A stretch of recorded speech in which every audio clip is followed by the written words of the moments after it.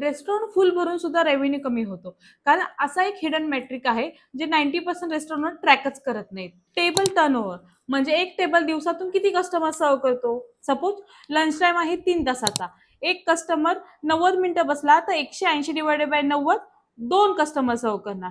पण तोच आपण टाइम 90 मिनिटावरून 45 मिनिटावरती आणला तर 180 डिवायडेड बाय 45 तो टेबल 4 कस्टमर सर्व करेल. म्हणजे सेम टेबल पण रेव्हेन्यू डबल. आता हे फिक्स कसं करायचं, तर कस्टमरला उठायला फोर्स करू नका. पहिली गोष्ट करा, ऑर्डर स्पीड वाढवा. लक्षात ठेवा, फास्ट किचन फास्ट रेव्हेन्यू. कस्टमरला वेट करावं लागला 20 मिनिटं तर तो चिडतो, फ्रस्ट्रेटेड होऊन परत येत नाही. बिलिंग प्रोसेस फास्ट करा. जेवढा बिलाला वेळ लागेल तेवढा वेळ टेबल ब्लॉक राहील. आणि तिसरी गोष्ट, एम्बियन्स स्ट्रॅटेजिकली डिझाईन करा. Upbeat music, bright light, comfortable पण upright position. Customer automatically fast move होतो.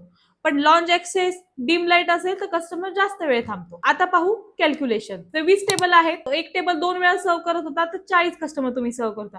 पण तोच आपण डबल केल्यामुळे 20 गुणिले 4 तर तुम्ही 80 कस्टमर सर्व करणार. ऍव्हरेज डिश प्राइस 300 रुपये आहे तर एक्स्ट्रा किती झाले, 300 गुणिले 40 12,000 रुपये रोज एक्स्ट्रा. म्हणजेच महिन्यात झाले 3.6 लाख. आहे ना गंमत. तर आताच कॅल्क्युलेट करा तुमचा टेबलचा टर्नओव्हर किती आहे. कमेंटमध्ये सांगा, मी तुम्हाला सांगेन तुमचा रेव्हेन्यू किती लीक होतो. आणि तुम्हाला कम्प्लीट टेबल टर्नओव्हर स्ट्रॅटेजी असेल तर डीएम करा टेबल.